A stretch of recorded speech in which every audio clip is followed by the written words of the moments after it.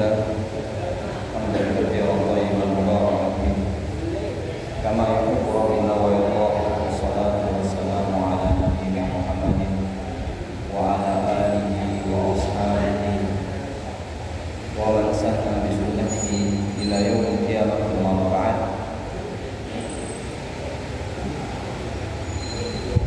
Jamaah sholat maghrib wa isya. Azza ya Allah wa iyyakum jami'an. Alhamdulillah di malam Senin ini kita kembali bertemu, bisa kembali bersama untuk membahas dari kitab yang telah kita mulai, yaitu tentang kaidah-kaidah berkaitan dengan masalah tauhid, dari rububiyah, uluhiyah, juga asma wa sifat. Dan kita masuk ke dalam kaidah-kaidah yang berkaitan tentang masalah tauhid, asma wa sifat. Dan telah kita jelaskan pula kaidah pertama di dalam tauhid asma wa sifat.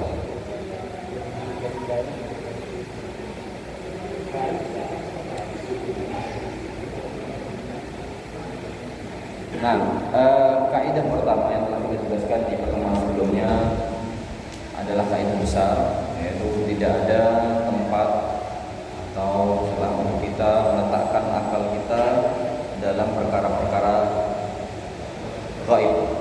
Dan kita sudah pahami bahwasannya asma Allah, nama-nama Allah dan sifat-sifat Allah adalah perkara gaib yang tidak boleh kita kedepankan akal kita dalam menerimanya. Kewajiban kita selaku hamba, selaku makhluk yang akalnya terbatas adalah kita menerimanya. Menerima ketika Allah Subhanahu wa taala mengatakan dalam Al-Qur'an tentang dirinya, menyebutkan tentang namanya, menyebutkan tentang sifat-sifatnya, begitu juga apa yang disampaikan oleh Nabi SAW. Maka tugas kita adalah menerimanya dan mengimaninya saja. Jika memang Allah Subhanahu wa taala dan Rasulnya menyebutkan rincian atau menyebutkan tambahan darinya, maka itu yang kita ambil. Sedangkan jika Allah Subhanahu wa taala dan Rasulnya tidak menyebutkan penjelasannya, tidak menunjukkan bagaimananya, maka tidak ada pertanyaan bagi kita untuk menanyakan hal semacam ini. Karena hal tersebut hanya akan membuat keraguan di dalam hati seseorang, akan menolak daripada nama-nama Allah dan sifat-sifatnya. Yang telah kita jelaskan bahwasanya kelompok-kelompok dari orang-orang muslim yang menolak daripada nama-nama Allah dan sifat-sifat Allah itu karena mereka memikirkan, menggunakan akal pikir mereka dalam perkara-perkara gaib, khususnya nama-nama Allah dan sifat-sifatnya. Maka jamaah Allah, kaidah yang berikutnya tidak kalah pentingnya juga dalam kita memahami asma Allah dan sifat-sifatnya. Bagaimana kita mengesahkan Allah dalam nama-namanya dan sifat-sifatnya. Disebutkan oleh penulis di sini al-qaidah ats-tsaniyah, kaidah yang kedua, kullu fahmin, setiap pemahaman fi babil asma'i was sifat, dalam pembahasan nama-nama dan sifat-sifat Allah ala khilafi fahmi salafus salih fa huwa batil, yang mana pemahaman tersebut menyelisihi daripada pemahaman para salafus salih, maka pemahaman tersebut adalah pemahaman yang batil, yang salah. Kaidah ini sebenarnya dijelaskan oleh para ulama. Pemahaman tentang masalah fahmu salaf soleh itu bukan hanya berlaku dalam masalah asma wa sifat saja, tapi dalam berbagai pembahasan agama, pembahasan Islam, baik dalam akidah, fikih dan lain sebagainya. Maka kita selalu taqdim fahmu salaf soleh, mengedepankan pemahaman salafus soleh. Mengapa demikian? Jamaah rahmatullah, kalau kita menanyakan siapakah orang yang paling memahami diri Anda, tentu akan Anda jawab adalah orang yang paling dekat dengan Anda, orang yang selalu hidup dengan Anda, orang yang berada di sisi Anda. Karena ketika dia salah memahami maksud Anda, dia akan membenarkannya. Oleh karena itu, kenapa salafus saleh itu lebih dikedepankan? Karena mereka adalah orang-orang yang paling dekat dengan Rasulullah SAW, yang paling dekat dengan turunnya wahyu, baik Al-Quran maupun hadis Nabi SAW. Maka pemahaman mereka adalah pemahaman yang paling benar. Karena ketika mereka salah memahami Al-Quran, karena ketika mereka salah memahami hadis, Nabi SAW pasti akan langsung menegurnya. Berbeda dengan generasi-generasi yang datang setelahnya. Ketika mereka salah, tidak ada lagi yang menegur. Maka yang paling dekat dengan Nabi SAW yaitu para sahabat. Para ulama menjelaskan siapa sih salafus saleh tersebut.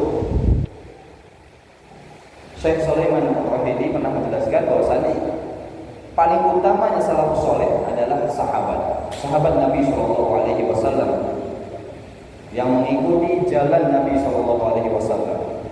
Seperti yang tadi disebutkan, karena ketika seorang sahabat yang hidup bersama Nabi SAW melakukan kesalahan dan memahami Al-Quran atau hadis, maka pasti langsung akan dibenarkan, ditegur.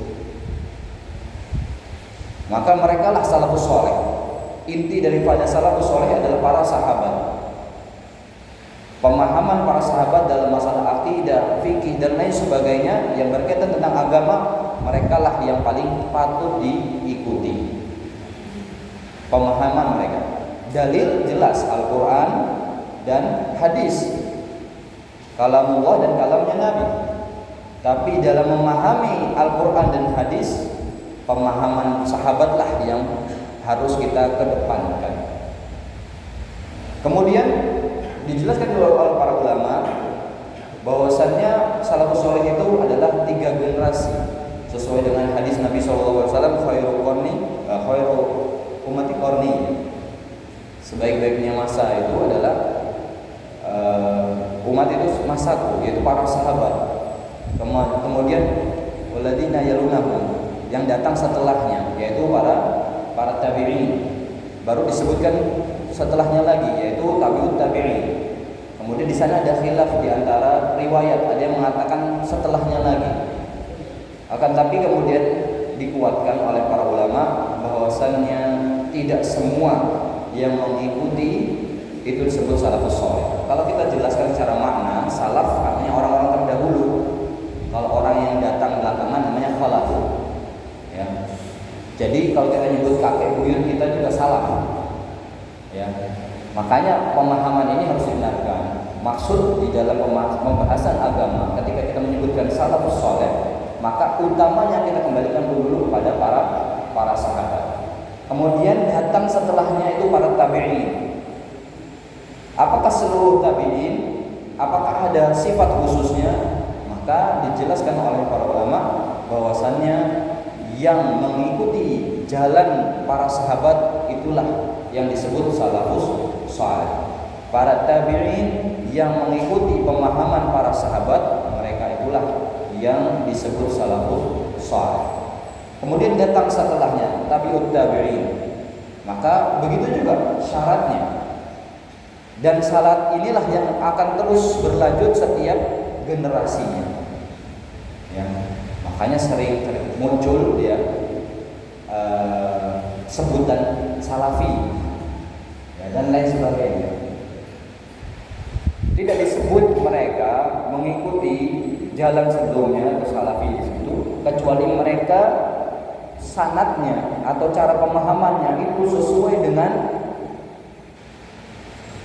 generasi yang disebut salafus saleh pertama, yaitu para sahabat. Jadi kalau ada orang yang mengatakan bahwasanya dia mengikuti pemahaman salafus saleh, tapi ternyata bertentangan dengan pemahaman para sahabat, maka ini adalah sebuah kebatilan. Maka jamaah Allah dalam memahami khususnya ya secara umum pemahaman salafus saleh harus dikedepankan. Khususnya dalam kita bahas saat ini adalah berkaitan dengan masalah tauhid, pemahaman akidah kita dalam asma wa sifat, dalam memahami nama Allah dan sifat-sifatnya adalah mengedepankan bagaimana para sahabat memahami nama-nama Allah dan sifat-sifatnya. Maka ketika ada muncul pemahaman-pemahaman baru, pemahaman-pemahaman yang datang belakangan yang disebut khalaf itu, ulama-ulama khalaf, yang mereka bertentangan dengan pemahaman para sahabat sesuai kaidah ini, maka disebut batil, pemahaman yang batil, pemahaman yang salah, pemahaman yang bahkan disebut sesat dan lain sebagainya. Karena setiap manusia bisa salah, ya, setiap ijtihad ada kemungkinan salah. Tapi berbeda dengan kondisinya para sahabat, mereka berijtihad, tapi ketika mereka salah dalam berijtihad, Nabi SAW pasti akan menegur mereka. Maka jemaah Allah, dalam memahami asma sifat penting bagi kita untuk melihat dulu bagaimana para salafus saleh, para sahabat, para tabi'in, para tabi'ut tabi'in memahami nama-nama Allah dan sifat-sifatnya, sehingga apa? Tidak tersesat. Jika kita membiarkan lingkup agama ini dipahami dengan bebas seperti yang muncul belakangan, ya, kalau kita masuk ke dunia akademisi, maka mereka akan menentang, jangan dibatasi dong otak itu, jangan pemikiran itu jangan dibatasi gitu. Biarkan dia berpikir dan sebagainya. Akhirnya setiap kelompok, setiap daerah, setiap ustadz, setiap kiai punya cara beribadah masing-masing, punya cara berakidah masing-masing, dan ini yang mengakibatkan perpecahan. Umat Islam tidak lagi menjadi satu. Tapi kalau kita mengumpulkan mereka menjadi satu, bahwasanya kita tetapkan dalam memahami agama, baik akidah, baik ibadah, baik muamalah, bagaimana kita kembali dulu kepada pemahaman salafus saleh, maka umat ini akan menjadi umat yang satu. Tidak ada bedanya antara Islamnya Indonesia dengan Islamnya Malaysia, Islamnya Amerika, Islamnya Eropa, tidak ada yang beda. Khususnya dalam masalah akidah. Oke, dalam masalah fikih mungkin kondisional, memang ada kondisi-kondisi yang berbeda, tapi pemahamannya pun sama. Cara memahami fikihnya sama, cuman karena kondisi tempat sehingga berbeda. Akan tapi dalam masalah akidah tidak. Ya. Maka jamaah Allah disesuai dengan penjelasan wa hadhihi qaidatun muttafaqun 'alaiha. Ini adalah kaidah yang telah disepakati di antara para ulama rahimahullahu taala, dan yang dimaksud dengan ulama di sini adalah ulama Ahlus Sunnah wal Jamaah. Wa dzalika li'anna aqidatuna mabniyah 'ala thalathati arkan. Itu karena akidah kita ini dibangun atas 3 rukun. Rukun pertama, ala na'khudhaha illa minnal kitabi was sunnah. Tidaklah kita mengambil landasan kecuali dari Alkitab, yaitu Al-Quran, dan As-Sunnah, yaitu hadis Nabi SAW. Tidak ada yang lain. Rukun yang kedua, ala nafham adillatul kitabi wa sunnah al-aqdiyah illa ala fahmi salafus salih. Tidaklah kita memahami dalil-dalil dari Al-Quran dan Sunnah tersebut yang berkaitan dengan masalah keyakinan aqdiyah illa ala fahmi salafus salih, kecuali dengan pemahaman para salafus salih. Fala nadkhul fi hadzal bab muta'awwidina bi ara'ina wa la mutawahhimina bi ahwa'ina wa la nuqaddim uqulana ala nuquli wa ala fahmi salaf. Maka tidak boleh kita masuk dalam pembahasan ini, ya, kemudian kita mentakwilnya dengan pendapat kita atau dengan hawa nafsu kita, atau kita mengedepankan akal kita daripada nas-nas yang ada, dan mengedepankan akal kita daripada pemahaman para salaf. Maka yang telah menjadi hal yang disepakati adalah di antara Ahlus Sunnah wal Jamaah bahwasannya anal fahma fi hadhil aqdiyah tauqifi, bahwasannya pemahaman dalam dalil-dalil berkaitan dengan masalah dia atau akidah itu adalah sifatnya tauqifi. Ya, tidak boleh kita masuk dalam pembahasan keyakinan itu dengan akal kita. La yajuz ijtihad fi, maka tidak boleh ada ijtihad di dalamnya. Sebagai contoh, di dalam firman Allah, wa jaa rabbuk, dan Tuhanmu atau Rabbmu itu datang. Maka la yajuz laka an nastahid bi fahmika li anna fahma tawqifi. Faqad fahima minha sahaba annahu maji'un haqiqiyyun la'iq bi jalalihi wa 'azim wa idhamatihi. Falau fahimta fi hadhihi al-ayah fahman mukhalifan li fahmi salaf fa inna ma fahimtahu yu'tabar batilan. Maka tidak boleh kita berijtihad di dalam memahami wajah rabbuk tersebut, karena pemahaman itu tauqifi. Telah dipahami oleh para sahabat bahwasannya di sini Allah Subhanahu wa taala datang dengan datang yang hakiki, secara hakikatnya.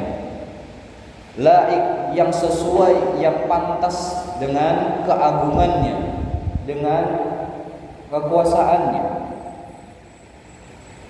Jika kita memahami ayat tersebut dengan pemahaman yang menyelisihi pemahaman para salaf, maka ini kita sebut pemahaman yang batil. Li'anna kulla fahmin fi adillatil asma wa sifat ala khilaf fahmi salaf fahuwa batil. Karena setiap pemahaman dalam dalil-dalil asma wa sifat yang menyelisihi pemahaman salaf disebut batil. Karena sebagian orang atau sebagian kaum muslimin menolak bahwasannya yang datang adalah kedatangan hakiki, datang secara hakikat. Allah datang secara hakikat, gimana caranya? Berpikir pakai otaknya. Akhirnya memunculkan pemahaman baru, oh tidak, ini bukan Allah datang secara hakikat, tapi kekuasaannya atau malaikatnya atau ilmunya dan lain sebagainya. Kenapa? Karena mereka mengedepankan akal mereka, mengedepankan pemahaman mereka. Padahal para salaf, yaitu para sahabat, telah memahami bahwasannya wajah rabbuk di sini adalah Allah Subhanahu wa taala datang secara hakikat. Maka setiap pemahaman yang menyelisih pemahaman para salaf, maka mereka itu pemahaman yang batil. Wala yastati insan ayantafi al-intifa' kamil bi kitabillah illa idza fahimahu ala fahmi salaf salih. Maka tidak bisa manusia itu mengambil manfaat dengan manfaat yang sempurna dari kitabullah, dari Al-Qur'an, kecuali dia memahaminya dengan pemahaman salafus salih.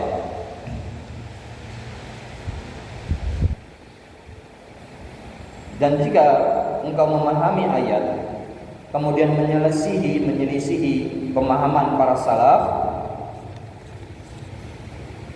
walaupun ya engkau menyebutkannya di banyak buku-bukumu, ya, seseorang itu ketika membuat pemahaman baru, dia menulis di dalam banyak tulisan-tulisannya, di dalam banyak kajian-kajiannya, bahkan disebutkan al-famar bahkan 1000 kali pun, maka engkau disebut kadzdzab, dajjal mastadlal bil Quran. Engkau akan disebut sebagai pembohong, dajjal, sama pendusta dengan apa yang kamu dalilkan. Fala yastati insan ayantafi bil Quran illa idza fahimahu ala fahmi salaf salih. Karena maka tidak bisa seorang manusia mengambil manfaat dari Al-Quran kecuali ketika dia memahami dengan pemahaman para salafus salih. Wala yuktabu indallah annahu mustadil bil Quran illa idza fahimahu ala fahmi salafus salih. Maka tidak ditulis di sisi Allah seseorang yang berdalil dengan Al-Quran kecuali dia memahami ayat Al-Quran tersebut dengan pemahaman salafus salih. Li'annahu laisa kullu man qala Allah yakun musiban fit istidlal. Karena tidak semua orang yang menyebutkan qala Allah, istilahnya dia menyebutkan ayat Allah, mendatangkan ayat Allah, mendatangkan ayat dari Al-Quran, dia musiban, benar. Dan ini terjadi jamaah Allah. Betapa banyak manusia saat ini ya, yang mereka sesat, mereka salah, mereka menyelisihi daripada kaum muslimin. Tapi ketika ditanya dalil, mereka mendatangkan ayat Al-Quran. Maka tidak semua orang yang bisa membawakan dalil Al-Quran pasti dia benar. Tidak. Kenapa? Karena bisa jadi dia memahami ayat Al-Quran tersebut dengan akalnya saja, dengan hawa nafsunya saja. Dia mencari pembenaran dari ayat-ayat Al-Quran, diolah bagaimana supaya pemahamannya itu dibenarkan oleh ayat Al-Quran tersebut. Ini yang terjadi di antara kaum muslimin. Wa huna yajdibu bina an tanbih ala amrayn wa huma at-tafriq baina dalil wa tanzil. Maka di sini harus kita kasih tahu atau kasih peringatan kepada kaum muslimin, ada dua perkara yang harus dipisah antara dalil wa tanzil, antara dalil dan tanzil. Yang dimaksudkan tanzil di situ adalah makna, maksud daripada ayat tersebut. Kalau dalil jelas ayat Al-Quran, tapi kalau tanzil adalah maknanya. Apa maksud dari ayat tersebut? Falaisa kullu man asabat dalil asabat tanzil. Tidak setiap orang yang membawakan dalil, membawakan ayat Al-Quran, bisa menyebutkan ayat Al-Quran, dia benar dalam memahaminya. Oleh karena itu kenapa Khawarij yastadilluna ala qatlil muslimin bil adillah minal Quran wa ma asabu fi dzalika li annahum akhtau fi tanzil. Itu sebabnya kenapa kaum Khawarij mereka itu mudah dalam membunuh kaum muslimin, mencap kafir kepada orang-orang muslimin. Kemudian dengan mudahnya, ya, orang membunuh itu kan biasanya ada tekanan emosional.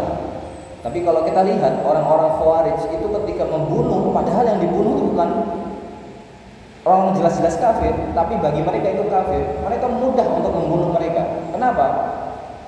Karena mereka salah memahami ayat Al-Quran. Padahal kalau ditanya, kenapa kau membunuh kaum muslimin? Mereka akan mendatangkan dalil Al-Quran. Mereka akan menyebutkan dalil-dalil dari Al-Quran. Akan tapi yang mereka bawakan itu salah dalam pemahamannya. Akhirnya karena pemahaman yang salah, dalilnya yang disalahkan. Betapa banyak orang ya akhirnya mengutuk atau meninggalkan Al-Quran atau mencemooh Al-Quran, orang-orang barat dan lain sebagainya. Kenapa? Karena cara kaum muslimin memahaminya salah. Banyak kasus seperti ini, ya, dan lain sebagainya. Al-Quran lam ya'ti li mujarrad dalil. Karena apa? Karena Quran itu tidak datang hanya sebatas sebagai dalil saja. Wa inna ma ja'a li dalalati wa tanzil. Akan tapi dia datang, itu Al-Quran datang itu sebagai apa? Dalalah, sebagai petunjuk dan secara maknanya. Artinya bukan hanya sebatas teks yang bisa menjadi landasan seseorang langsung gitu ya, dalam melihat langsung bisa dipraktekkan, enggak. Tapi di sana ada kandungan yang harus dipahami. Oleh karena itu para sahabat pun di antara mereka ada yang lebih dalam masalah tafsir, dalam memahami ayat Al-Quran. Para ulama bertahun-tahun mereka belajar tentang tafsir Al-Quran dan lain sebagainya. Untuk apa? Untuk bisa memahami Al-Quran itu sendiri. Karena Al-Quran tidak bisa dijadikan hanya sebagai landasan itu teksnya saja, tapi butuh pemahaman, dan pemahaman yang paling benar adalah pemahaman para salafus saleh. Faman asaba fi dalalah wa akhta'a fi tanzil fama akhadha bil Quran. Maka barang siapa yang bisa membawakan dalil Al-Quran tapi dia salah dalam memahaminya, maka dia belum disebut membawakan Al-Quran. Wala yusaful insan bi annahu amil bil Quran illa idza akhadahu dalalatan wa tanzilan. Dan tidak disifati seorang manusia itu melaksanakan atau beramal dengan Al-Quran kecuali dia mengambil Al-Quran tersebut dalalah, teksnya plus pemahamannya. Banyak kasusnya, bahkan di Indonesia sendiri ustadz kondang membawakan dalilnya Al-Quran, luar biasa. akan tapi dia salah dalam memahami. Akhirnya apa? Dia menyesatkan begitu banyak manusia. Bahkan pemahaman tersebut bisa menjauhkan orang di luar Islam untuk mendekat memahami Al-Quran. Seakan-akan kaum muslimin Islam ini tidak peduli dengan harta benda pribadi, yang misalkan atau juga terlalu mudah-mudahan dalam masalah nikah, ya kan? Oh jelas laki-laki poligami, kan ada ayatnya, kan? Ini kan ada dalilnya. Tapi kalau tidak dipahami dengan pemahaman salafus saleh, maka berbahaya. Pemahamannya bisa lihat. Bisa dua, Pak. Kondisi zaman sekarang ada kondisi di mana kaum muslim itu memahaminya secara bebas. Ya. Memahami masalah khususnya misalkan dalam masalah poligami. Ada yang bebas, akhirnya apa? Terlalu bermudah-mudahan dalam masalah poligami. Padahal kita tahu nikah ya itu adalah suatu perjanjian yang berat. Perjanjian antara diri seorang laki-laki itu dengan Allah Subhanahu wa taala, mengemban amanah yang besar. Satu saja itu berat, apalagi 2, 3, 4.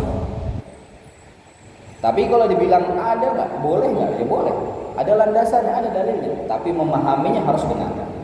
Tapi ada juga kelompok yang terlalu membatasi, salah memahami. Di dalam ayat Al-Quran ada kan, kalau kau khawatir tidak adil, maka satu, kan jelas di ayatnya kan gitu, ya. Khawatir tidak adil maka satu saja. Di ayat yang lain, kamu tidak akan bisa adil walaupun engkau berusaha.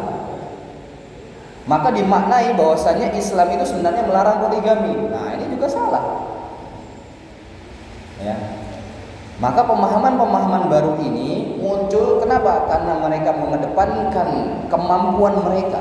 Merasa, oh saya ini sudah basicnya sudah belajar, saya bisa menafsirkan, saya bisa memahami Al-Quran sendiri tanpa melihat tafsiran-tafsiran dahulu. Bahkan menyebut tafsiran para salafus saleh itu disebut tafsir klasik. Kalau saya ini tafsir kontemporer, tafsir modern. Kalau para salaf itu, sahabat dan sebagainya itu tafsir klasik, udah nggak cocok sama zaman sekarang. Itu yang selalu mereka kedepankan. Ya. Akhirnya apa? Mereka menjadikan ayat-ayat Al-Quran itu sebagai landasan dalam kesesatan mereka. Nggak usah jauh-jauh. Sekarang Pak, LGBT atau yang lain sebagainya, itu bisa mereka mencari dalil dari Al-Quran. Boleh. Dengan apa? Tafsir yang mereka otak-atik. Ayat Al-Quran jelas. Alhamdulillah Allah Subhanahu wa taala sudah menyebutkan bahwasanya Allah akan menjaga Al-Quran tersebut. Teks Al-Quran walaupun sudah banyak diusahakan untuk dirubah, tapi maksud dari Al-Quran itu tidak pernah berubah. Ayatnya selalu terjaga dari hafalan-hafalan para hufaz, para penghafal Al-Quran. Sehingga musuh-musuh Islam, khususnya syaitan yang telah berjanji untuk menyesatkan manusia, mencari cara lain. Orang-orang di luar Islam yang berusaha untuk agar kaum muslimin itu tidak lagi berpegang dengan Al-Quran. Kalau sudah melihat, oh nggak mungkin orang Islam dipisahkan dari Al-Quran, maka cara satu-satu yang bisa mereka masukin adalah merubah pemahaman kaum muslimin dari ayat-ayat Al-Quran. Maka mengapa kaidah ini begitu penting? Bagaimana kita memahami Al-Quran itu dengan pemahaman salafus saleh.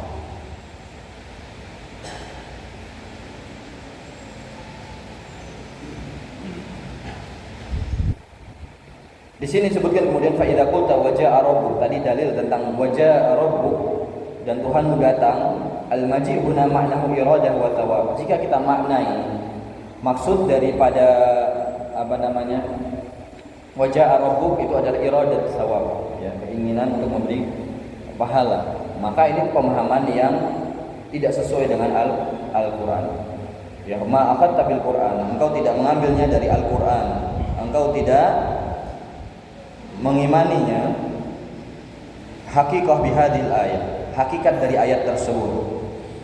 Walaupun engkau benar, dalilnya benar, bahwasanya ini adalah ayat Al-Quran, benar, Akan tapi lakinnaka akhta'ta, akan tapi kau salah fi istidlal wa tanzil, dalam menjadikan itu dalil dan memahaminya, salah dalam memahaminya. Faman arada ayyahuda bil Qur'an haqiqatan, maka barang siapa yang ingin mengambil dari Al-Qur'an secara hakikat, fal wajib alaihi amran, maka wajib bagi dia dua perkara. Ayyastadilla bi alfadhihi, dia mengambil lafadznya, menjadikan Al-Qur'an itu dari lafadznya itu menjadi dalil, dan wa ayyusiba fi tanzili, dan benar dalam memahaminya. Jadi bukan hanya sebatas apa dalilnya, sebutkan ayat Al-Qur'an, tidak, tapi harus benar dalam memahaminya. Begitu juga kadzalika minal amtsilah fi qaulillah Ar-Rahmanu 'alal 'arsy istawa. Begitu juga dalam permisalan firman Allah Ar-Rahmanu 'alal 'arsy istawa. Ar-Rahman itu di atas ars istawa. Ya, kalau terjemahannya tetap bersemayam, walaupun telah kita sebutkan bersemayam pun itu belum pas, ya, belum sepadan dengan makna istawa. La istihad fi fahmiha li'anna fahmaha tauqifi, maka tidak boleh kita beristihad di dalam memahami ayat tersebut, karena pemahaman itu tauqifi, pemahaman kita ini harus mengikuti dalil. Seperti yang dicontohkan oleh Imam Malik, dan ini telah disepakati, kaidah yang disebutkan oleh Imam Malik tersebut disepakati bahkan oleh orang-orang yang tidak menerima istiwanya Allah. Mereka yakin juga sama. Yang dikatakan bahwasannya istiwa secara bahasa telah dipahami. Secara bahasa orang Arab memahami istiwa itu sudah paham. Lantas bagaimananya itu tidak dipahami. Kenapa?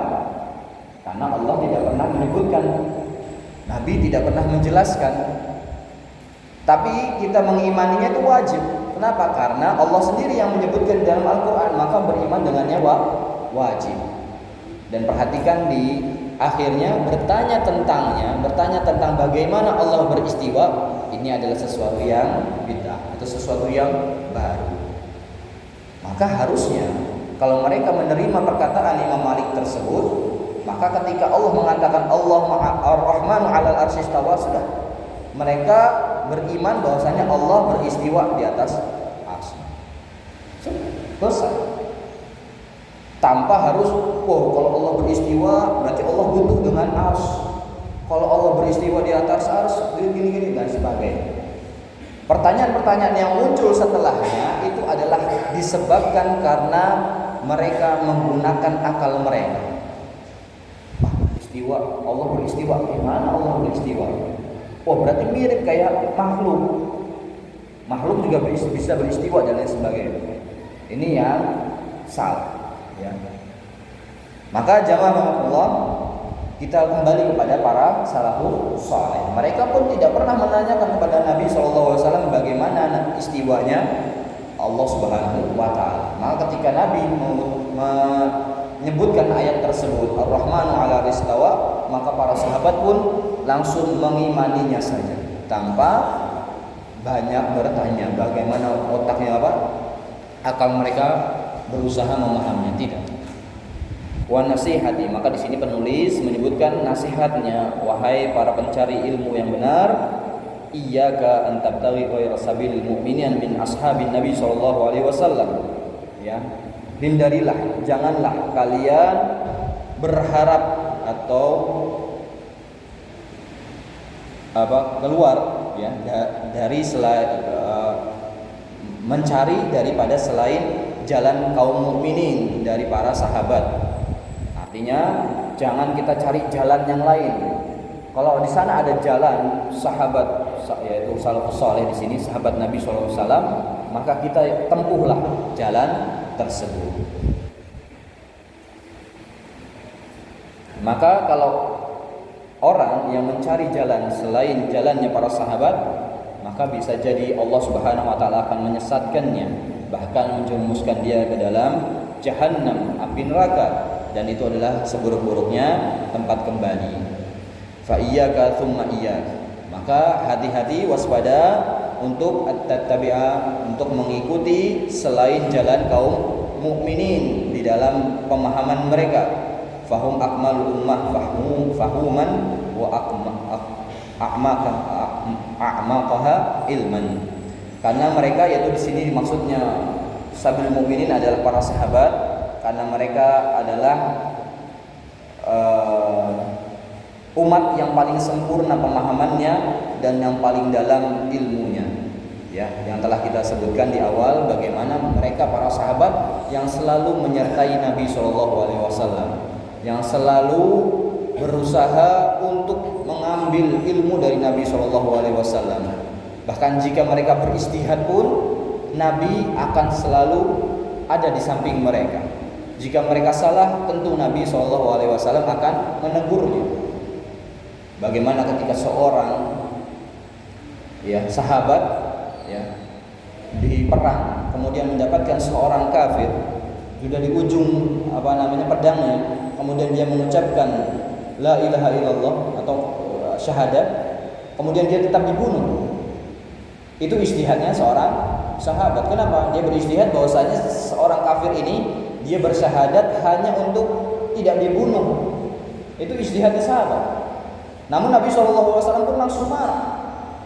Bukti bahwasanya jika ijtihadnya seorang sahabat itu kalau salah akan langsung dibenarkan oleh Nabi SAW. Atau seorang sahabat yang mengakhirkan setiap bacaan sholatnya itu dengan surat Al-Ikhlas. Nabi pun menyampaikan setuju dengannya, bahkan menyebutkan bahwasanya Allah mencintainya seperti dia mencintai surat tersebut, membenarkannya. Artinya ijtihadnya seorang sahabat tersebut benar. Artinya apapun pemahaman para sahabat itu adalah pemahaman yang benar. Sedangkan pemahaman orang-orang yang datang setelahnya tidak ada jaminannya. Oleh karena itu di sini disebutkan,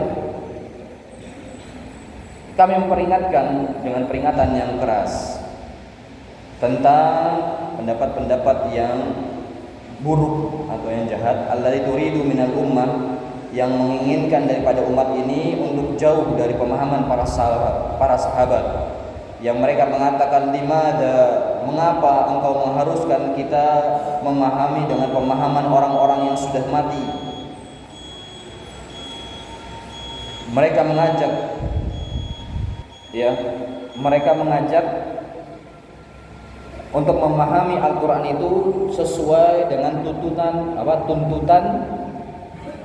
21 zaman sekarang.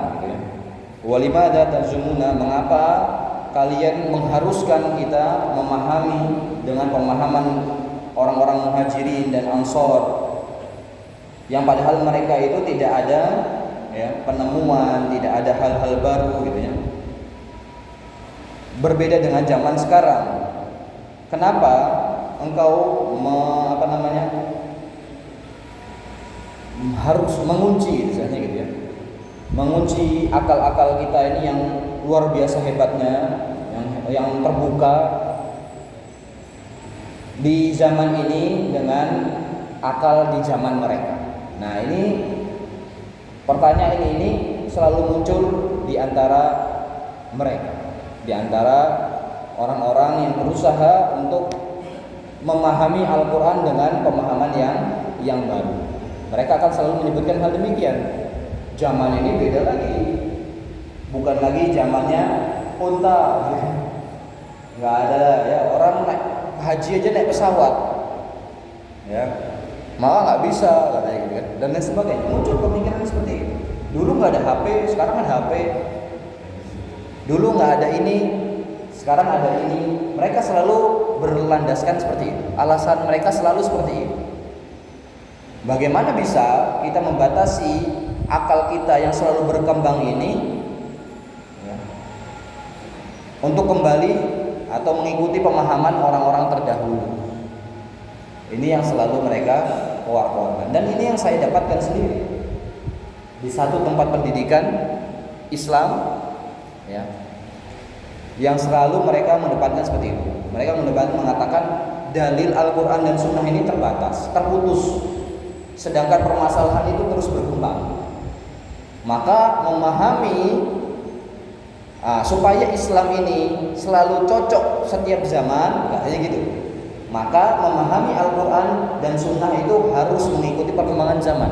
Itu yang selalu mereka kedepankan seperti itu. Dan ini subhat yang selalu mereka dengung-dengungkan, dan banyak kaum muslimin yang akhirnya terjerumus. Oh ya juga, benar juga ya. Para salaf dahulu nggak ada AC, nggak ada kipas angin, dan lain sebagainya. Zaman sekarang ada. Yang selalu didengungkan seperti itu. Zaman dahulu nggak ada ini, zaman sekarang ada, dan lain sebagainya. Sehingga mereka selalu membawakan tafsir-tafsiran baru. Sekarang Pak Jamalullah, tafsir itu sudah semakin banyak. Baik tafsir yang masih benar maupun tafsir yang sudah terlampau jauhnya. Yang pernah saya sebutkan, muncul tentang feminisme, kesetaraan gender, ya, di Indonesia khususnya lebih kuat, HAM, hak asasi manusia, LGBT dan seterusnya. Mereka kalau mau masuk ke dalam kaum muslimin, mereka akan dihadang oleh Al-Quran dan Sunnah. Al-Quran, kita katakan Al-Quran dulu, akan dihadang seperti itu. Maka mereka tidak akan bisa masuk kalau langsung frontal. Maka mereka merubah caranya, yaitu dengan apa? Mereka bawakan Al-Quran itu sendiri, yang harusnya menjadi tameng kaum muslimin untuk tidak tersesat dalam perkembangan zaman, malah dijadikan senjata untuk membunuh mereka. Al-Quran itu sendiri. Loh Ustaz, berarti Al-Quran ini bisa salah? Tidak. Yang salah adalah cara memahami seseorang. Dan itu betapa banyak kasusnya, contohnya seperti itu. Ya. Dan lain sebagainya. Kalau mau disebutkan, itu bisa kalian kita dapatkan banyak, bahkan di internet pun tersebar hal-hal seperti itu. Yang jelas-jelasnya sesat, ya, istilahnya jelas-jelas sesat, bahkan tanpa kembali ke Al-Quran, itu mereka bawakan dalil dengan Al-Quran dan dibenarkan. Dan kaum muslimin secara awam, oh iya ada dalilnya Al-Quran, ya udah langsung diterima. Padahal kalau ditanya ini bagaimana memahaminya, ya udah memahami diri sendiri, pemahaman sendiri, pemahaman bahasanya dia sendiri. Oh saya paham dengan bahasa Allah, ya. Bahkan lebih daripada bahasa Arab, bahasa Suryani misalkan, dan sebagainya. Ya, ini bahaya.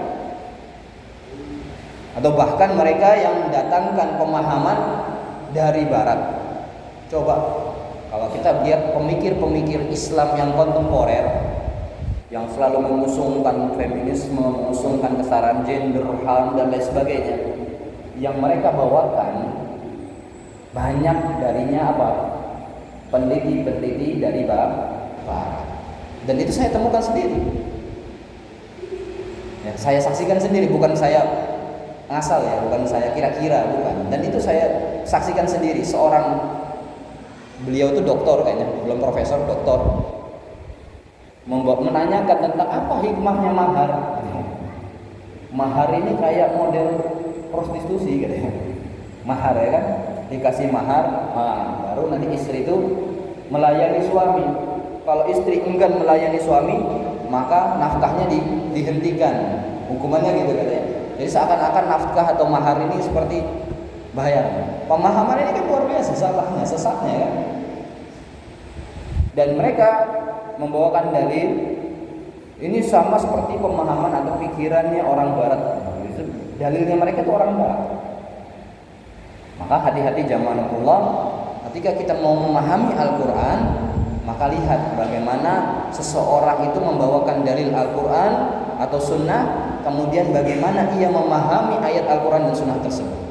Apakah hasil dari pemikir-pemikir Barat atau pemikir-pemikir non-Muslim Atau jika dia mendatangkan pemikiran tersebut sesuai dengan pemahaman salafus saleh, para sahabat, tabi'in, tabi'in, maka kita ikuti yang seperti itu.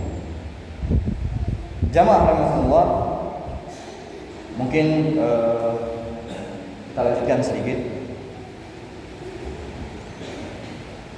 Maka jawaban dari pertanyaan yang tadi disebutkan, fa inna hadhihi da'wah iblisiyah, bahwasanya ini adalah seruan atau dakwaan dari iblis atau syaitan, yuradu minha al-wusul ila istidlal batil, yang mereka tujuannya adalah untuk istidlal, menjadikan Al-Quran itu pendalilan yang batil, yang salah dalam memahami Al-Quran dan Sunnah.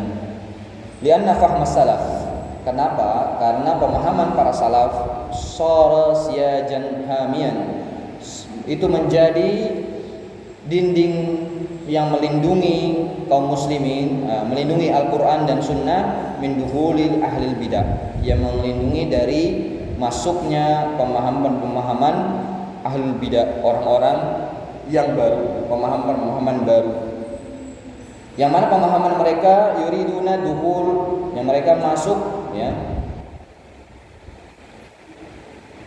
mereka masuk akan tapi kemudian dijegat atau ditahan oleh pemahaman salafus saleh, ya. Fahum yuriduna kasru hadasya, maka mereka ini orang-orang yang bahkan disebutnya pemikir-pemikir Islam gitu ya. Zaman sekarang gitu ya, pemikir-pemikir Islam gitu. Mereka menginginkan untuk menghancurkan dinding pembatas ini, dinding pelindung umat ini, yaitu pemahaman salafus saleh. Li'annahum mata maka saru hadas siyaj wa qabbalat ummah hadhil utruha al-mal'unah asy-syaitan. Ya, karena ketika mereka telah menghancurkan dinding ini, pembatas ini, penghalang ini, maka umat Islam ini dengan mudahnya untuk menerima pemikiran-pemikiran syaitan, yaitu pemikiran-pemikiran yang baru tersebut. Fa inna kulla mubtada bal kullu musyrik yastati ayastadilla ala kufrihi wa syirkihi bil Quran. Kenapa? Karena setiap orang yang berbuat hal-hal baru dalam agama, atau bahkan orang-orang musyrik sekalipun, mereka bisa berdalil dengan Al-Quran terhadap kesyirikan mereka. Li'anna al-Quran hammal zawujuh, karena Al-Quran ini punya banyak sisi, yang bisa dibawa banyak sisi, ya. Sebagai contoh, li'anna sufiyah, contohnya di sini adalah satu kelompok sufiyah yang mereka membawakan dalil tentang bolehnya beristighosah dengan Rasul sallallahu alaihi wasallam, ya, dan berdoa min dunillah, dari selain Allah Subhanahu wa taala, inda qabrihi, di sisi kuburan Nabi sallallahu alaihi wasallam. Itu mereka mendalil dengan Al-Qur'an, padahal kita tahu di situ adalah syirik besar. Istighotsah dengan zatnya Nabi sallallahu alaihi wasallam. Apa yang mereka bawakan, dalil yang mereka bawakan adalah firman Allah, walau annahum idzalamu anfusahum ja'uka fastaghfarullaha wastaghfara lahumur rasul, ya. Dan jika mereka, orang-orang yang berbuat zalim terhadap diri mereka, mereka datang kepadamu wahai Muhammad, mereka beristighfar kepada Allah dan kemudian Rasul beristighfar untuk mereka, maka dengan dalil tersebut mereka memahami bahwasannya datang saja kepada Nabi SAW. Kalau kita banyak dosa, kita datang kepada Nabi SAW, nanti biar Nabi SAW memintakan ampun untuk itu. Mereka cara memahaminya seperti itu. Maka ini salah, ya. Pemahaman ini, ya, ini salah. Walaupun Al-Qur'annya benar, Al-Qur'annya itu ayat Al-Qur'an benar, tidak diubah-ubah, akan tapi cara pemahamannya salah. Sehingga kita dapatkan banyak kaum muslimin datang ke kuburan Nabi minta-minta. Baik minta yang bagus, masih penting ya, mintanya surga gitu ya. Mintanya diampuni agar Allah mengampuni dirinya, itu masih penting, masih akhirat. Tapi banyak juga yang datang ke kuburan Nabi apa? Minta rezekinya lancar, minta jodohnya lancar, dan lain sebagainya. Mereka datang ke kuburan Nabi, ya, mengharapkan hal-hal yang kita tahu bahwasannya semua itu tidak bisa dikabulkan kecuali oleh Allah Subhanahu wa taala. Ketika ditanya dalilnya, mereka dakwakan dalilnya Al-Qur'an. Maka jamaah Allah berhati-hati di zaman sekarang, khususnya kita, tidak semua orang yang ketika ditanya dalilnya Al-Qur'an jelas benarnya. Ya. Bahkan orang yang paling sesat pun jika ditanya, ya, tentang kesesatannya, dia bisa membawakan dengan Al-Qur'an. Maka kita katakan sekali lagi bahwasannya tidak semua orang yang membawakan Al-Qur'an itu pasti benar. Lantas bagaimana? Kita lihat dulu bagaimana pemahamannya. Apakah pemahamannya sesuai dengan pemahaman salafus saleh atau tidak? Kalau kita kembali rujuk tentang pembahasan malam hari ini, yaitu tentang permasalahan asma wa sifat, begitu juga seperti itu. Jika ada seorang, baik dia awam atau ustaz, kiai, habib dan lain sebagainya, siapapun diri yang dia kemudian membawakan pemahaman dalam memahami nama-nama Allah dan sifat-sifatnya tidak sesuai dengan pemahaman salafus saleh, maka kita katakan pemahaman tersebut batil.